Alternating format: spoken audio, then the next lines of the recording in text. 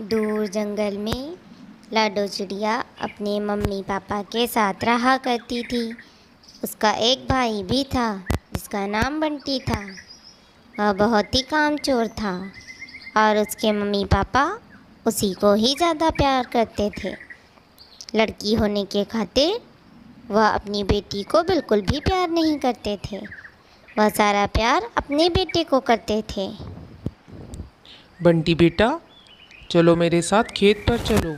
आज खेत पर बहुत सारा काम है। मुझे एक दूसरे आदमी की ज़रूरत है। अब तुम बड़े हो चुके हो, तुम मेरा हाथ क्यों नहीं बटाते हो? देखो पापा, मैं आपके साथ खेत पर नहीं जा सकता। मैं खेतों में काम बिल्कुल भी नहीं करूँगा। और वैसे भी आप तो हो ही ना काम करने के लिए। अगर आपको दूसरे आदमी की ज़रूरत है तो आप किसी और को पैसे दे करके रख लो।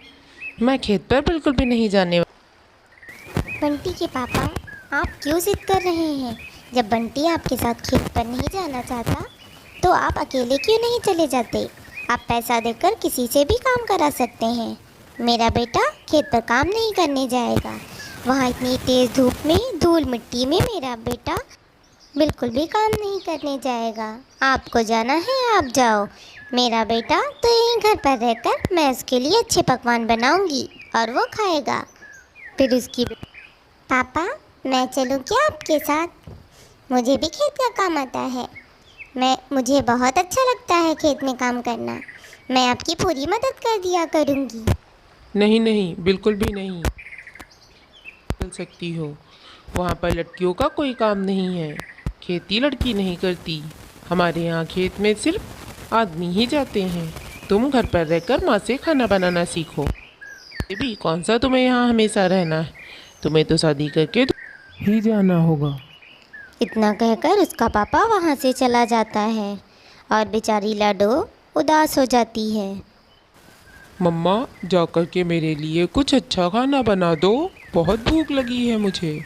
फिर उसके बाद मैं खा के थोड़ी देर सो जाऊंगा। हाँ मेरे बच्चे, अभी जाती हूँ। अभी तुम्हारे लिए कुछ अच्छा बना कर लाती हूँ। तुम यहीं रुको। मम्मा, मेरे लिए भी कुछ अच्छा बना दो। मुझे भी भूख लगी है। अच्छा, तुम कहीं की महारानी हो क्या? जा कर के अपने हाथ खुद बना लो जो भी तुम्हें खाना है। मैं तुम्हारी कोई नौकर नहीं लगी हूँ जो तुम्हें दिन भर बना बना कर दिया करूँगी।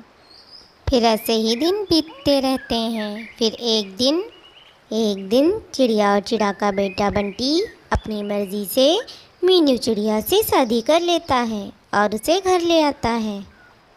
अरे बंटी, ये क्या किया तूने? तूने अपनी मर्जी से ही शादी कर ली। ना हमें बताया, ना हमसे पूछा, और अपनी मर्जी से शादी कर ली। बंटी बेटा, तूने हमें क्यों नहीं बताया? अगर तुझे कोई पसंद भी था तुझे बताना चाहिए था। हम मिलकर तुम्हारी शादी करा देते। तूने तो अपनी मर्जी से शादी कर ली। अब ये जंगल वाले हमें तरह तरह की बातें सुनाएंगे। देखो माँ, मुझे ये पसंद थी चिड़िया, इसीलिए मैंने इससे शादी कर ली। उसमें पूछना और बताना क्या? मेरी ज़िंदगी है, मैं जैसे चाहूँ वैसे जी सकता हूँ। अगर आपको मुझे रखना है तो रखो, वरना मैं अपनी पत्नी को लेकर कहीं और चला जाता हूँ। नहीं नहीं बेटा, तुम्हारा खुद का घर होते हुए तुम बाहर कहीं क्यों रहोगे? फिर दोनों घर के अंदर आ जाते हैं। ये कुछ दिन बीत जाते हैं। फिर बंटी की पत्नी मीनू बंटी से कहती है, बंटी जी, मैं ज़्यादा दिन और ये सब बर्दाश्त नहीं करूँगी। आपकी माँ हर चीज़ में मुझे टोकती रहती है। मैं जब अपने घर में थी तब मुझे कोई भी नहीं टोकता था। मेरी जो मर्ज़ी थी मैं वो करती थी। मैं यहाँ नहीं रह सकती हूँ। हम दोनों शहर में चले जाते हैं। वहाँ पर आप कोई काम कर लेना और हम दोनों अच्छी ज़िंदगी जिएंगे। आप अपने माता पिता से बात कर लें। और हाँ, अगर हम शहर में जाते भी हैं तो तुम अपना हिस्सा खेत से लेना मत भूलना। कभी अगर ज़रूरत पड़े तो हम यहाँ पर आकर रह सकें और खेत में जो भी उगे उसका भी आधा हिस्सा हमें मिल सके। मीनू, तुम ये कैसी बातें कर रही हो? मैं मम्मी पापा से ऐसी बातें कैसे कह सकता हूँ? खेत तो पापा का ही है, मैंने तो उसमें कोई भी काम नहीं किया है। ये मुझे कुछ नहीं पता। अगर आपको मेरे साथ रहना है तो ये तो करना ही पड़ेगा, और मैं यहाँ इस गांव में नहीं रह सकती हूँ। आपको मेरे साथ शहर में चलना ही पड़ेगा, वरना मैं आपके साथ बिल्कुल भी नहीं रहूँगी। मैं अभी घर छोड़कर अपने मायके चली जाती हूँ। फिर बंटी एक दिन जब उसके मम्मी पापा बैठे होते हैं, तब वो वहाँ आता है और कहता है, मम्मी पापा, मैं और मीनू अब यहाँ नहीं रह सकते हैं। मैं शहर जाना चाहता हूँ। मैं वहाँ कोई काम ढूंढ लूँगा, क्योंकि खेती मुझे बिल्कुल भी पसंद नहीं है। और खेती का जो भी मेरे हिस्से का है वो मेरे नाम कर दें, ताकि मुझे बाद में कोई परेशानी ना उठानी पड़े। बंटी, ये तू क्या कह रहा है? हम दोनों ने तुम दोनों की शादी को स्वीकार कर लिया। इसका मतलब ये नहीं है कि जो तुम्हारी मर्जी होगी करोगे। मैं तुम्हारे नाम ज़मीन बिल्कुल भी नहीं करूँगा अभी। एक तो तुम कोई काम खेत में बिल्कुल भी नहीं करने जाते हो, और खेत लेने तुरंत आ गए। तुम्हें शहर में जाना है, तुम जा सकते हो। मैं तुम्हें खेत अभी बिल्कुल भी नहीं देने वाला हूँ। ये क्या कह रहे हैं जी? जो भी इसके हिस्से में है आप उसे दे दें। लड़ाई क्यों करनी? अपना ही तो बेटा है ना, आखिर में होना तो उसी का ही है सब कुछ। और बेटा, तुम शहर क्यों जाना चाहते हो? यहाँ इतना अच्छा खासा जीवन हमारा चल रहा है, पता नहीं वहाँ कुछ मिले या ना मिले। माँ, मैं अब यहाँ नहीं रह सकता। मैं जा रहा हूँ अपनी पत्नी के साथ। मैं यहाँ बिल्कुल भी नहीं रुक सकता हूँ।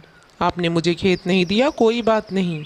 मैं शहर जा कर के एक अच्छी ज़िंदगी जीऊँगा। फिर बंटी और उसकी पत्नी मीनू दोनों घर छोड़कर शहर में चले जाते हैं। देखा रनो, कैसा आज हमारा बेटा पराया हो गया। शादी होते ही कैसा अपनी पत्नी की बातों में आकर हमको छोड़कर चला गया। ये भी नहीं सोचा कि घर में एक जवान बेटी भी है, उसकी शादी भी करनी है, और उसके माँ बाप अब बूढ़े हो रहे हैं। वो आगे जाकर ज़्यादा काम नहीं कर पाएंगे। फिर रानो और उसका पति दोनों अपने बेटे को जाते हुए देखकर बस रोते रहते हैं। फिर उसकी बेटी लाडो से कहती, माँ पापा, आप दोनों चिंता ना करें, मैं हूँ ना अभी आपके पास। मैं आपका सारा काम संभाल लूँगी, आप चिंता ना करें। फिर कुछ दिन ऐसे ही बीतते हैं। फिर एक दिन मनु चिड़ा बीमार पड़ जाता है। लाडो बेटा, जा कर के अपने पापा के लिए दवाई ले आओ और कुछ फल भी लेते आना। हाँ माँ, मैं अभी जाती हूँ। फिर लाडो चिड़िया दवाई लेकर के फल की दुकान पर जाती है। भैया, ये सेब कैसे दे रहे हैं? 200 रुपये किलो मिल रहे हैं सेब। सेब तो बहुत महंगे हैं और मेरे पास इतने पैसे भी नहीं बचे हैं। अब मैं क्या करूँ? इस बार सेब की फसल बहुत कम आई है, इसीलिए सेब महंगे हैं, क्योंकि ज़्यादातर लोगों ने तो बोना बंद ही कर दिया है। ये सुनकर लाडो चिड़िया सोचने लगती है और उसके दिमाग में एक आइडिया आता है। घर पहुंच जाती है। माँ पापा, मैं अभी सेब लेने गई थी, वो बहुत महंगा था इसलिए मैं नहीं ला पाई। और दुकान वाले भैया बता रहे थे ज़्यादा लोगों ने सेब बोना बंद कर दिया है। मैं सोच रही हूँ क्यों ना हम अपने खेत में इस बार सेब की खेती करें, उससे मुनाफा भी ज़्यादा होगा और जो चीज़ मार्केट में कम है उसके दाम भी अच्छे मिलेंगे। लाडो का ये सुझाव उसके मम्मा पापा को अच्छा लगता है। फिर लाडो अपने खेत में जा कर के सेब के बीजों को बो देती है। फिर कुछ दिनों बाद वहाँ पर पेड़ निकल आते हैं। अरे वाह, इतनी अच्छी फसल आई है, इस बार तो पैसे अच्छे मिलेंगे और हमारे ऊपर जो कर्ज है वो भी हम चुका पाएंगे। मैं अभी घर जाकर मम्मा और पापा को बताती हूँ। मम्मा पापा, इस बार जो मैंने सेब की खेती की है उसकी फसल बहुत अच्छी आई है। कल मैं जाकर के उसे मार्केट में बेच दूँगी। फिर जो से पैसे मिलेंगे, जो हमने कर्ज के पैसे लिए थे उसे मैं चुका दूँगी। फिर लाडो चिड़िया अपने खेतों से सेब तोड़कर बाज़ार में बेचने जाती है और उसे अच्छी खासी रकम मिल जाती है और वह फिर अपने कर्जदारों को देकर अपना कर्जे को उतार देती है। फिर बचे हुए पैसे लेकर के वो घर पहुंचती है। इसी तरह वह सेब की खेती करती और ढेर सारे पैसे उसके बचत होते। अब तो लाडो के मम्मा पापा भी लाडो को बहुत मानने लगे थे। उसका भाई बंटी और उसकी पत्नी मीनू घर वापस आते हैं। माँ, पापा, मुझे माफ़ कर दे। मैंने शहर जा कर के। हाँ बेटा, कोई बात नहीं, अंदर आ जाओ। रानो, तुम ये क्या कह रही हो?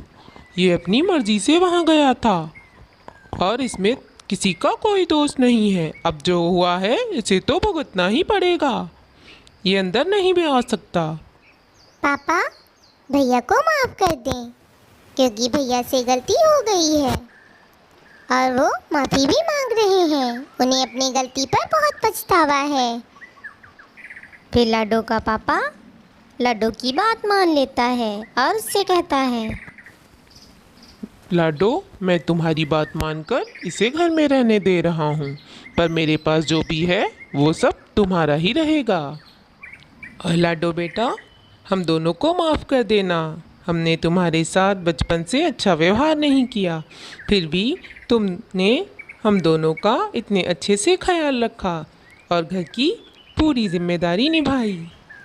पापा, आपको माफ़ी मांगने की कोई ज़रूरत नहीं है। मुझे बिल्कुल भी बुरा नहीं लगा। अब आप भैया को माफ़ कर दें और हम सब साथ में मिलकर रहेंगे। फिर मनोज अपने बेटे को माफ़ कर देता है और सब मिलजुल कर अच्छे से रहने लगते।